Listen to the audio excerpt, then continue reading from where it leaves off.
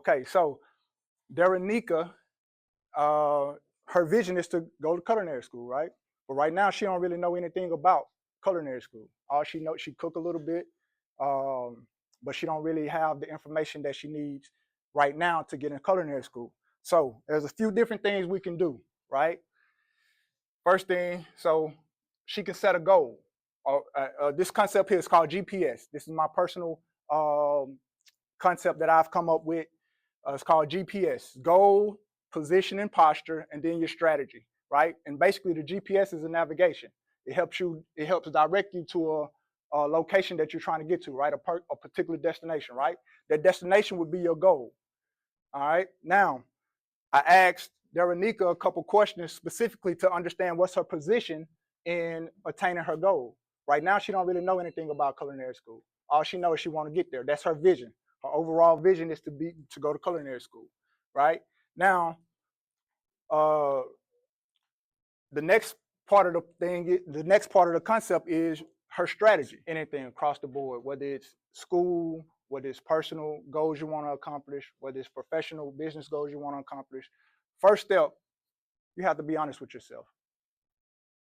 And I mean brutally honest with yourself. Like, for instance, let me pull my book out. And Miss Hamlin texted me and asked me to come speak to you all on today. And I had probably 100+ thoughts of why I can't or why I shouldn't come in here and speak to you all today. I mean, I had a list. I'm not ready. I had a concussion, so my speaking is still messed up from 6, 7, 8 years ago. Like, I don't know enough to be in here talking. Like, all these thoughts that came together. Then I had to correct myself and say, wait.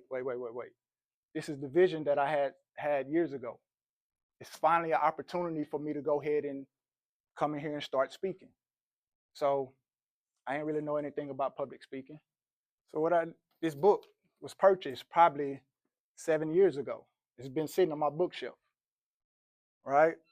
Education. I had to go back and educate myself. Like, okay, what are some things that I need to? What I don't know anything about public speaking for the most part, so I need to go and learn some things so that I can be a great speaker. I want to be great in everything I do. I did what I had to do. I had to go and learn some new things so that when I stand in front of you all today, I can give you all what you need.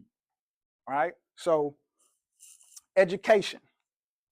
I had to educate myself. I had to have an enlightened experience. I had to learn and grow.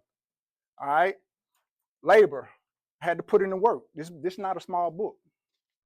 This book is not small. It's not big, but it's not a small book. I had to take the time to actually read it. I had to study it. I had to actually take notes from the book, right? And now my progress, I can monitor my progress by now recording, so I can go back and watch and say, okay, look. I have another quick story. When I was 7th or 8th grade, we had to do a report on what did we want to do when we grew up. So I knew y'all may be too young, but the store in the village, the Collegian Shop, that's a good family friend of mine, Mr. Smith. His wife's father started the store, and the store's been, I think it's 50-something years the store was open. But my mom, he had a souvenir shop across where the King of Wings or whatever it is over here by the old bus station. And my mom used to work for him over there. So he was my idol. I wanted to be like him. He owned his own business, right? So doing this report, I wrote, I wanted to own my own business. My teacher was like, oh, so baby, you want to be an entrepreneur, huh? I say, no, ma'am, I want to own my own business. She said, baby, that's what an entrepreneur is. I said, oh, okay, cool. I want to be an entrepreneur then. but yeah, so that's like, I've always wanted to be an entrepreneur. I was around it. My dad had his own catering business. Like, literally, when I was 3, 4 years old, if I can pick something up, I was working. The way you're going to get it is to work for yourself. Say, cool. So that was ingrained in my head.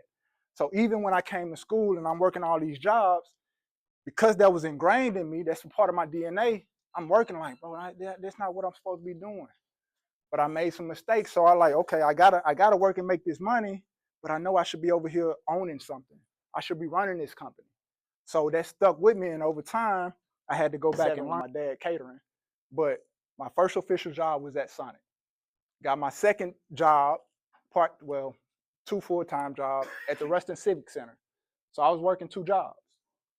Mama came home with a folder one day. My mom worked in the hospital in the Washington Johnson Home Economic Building. She came home with a folder, and I'm looking at the folder like, "What is this?" She said, "This is your schedule." My schedule for what? She was like, "For school." Of course, I couldn't tell I wasn't coming to school, so I just like, "All right, cool." Put the folder on the table. That was it.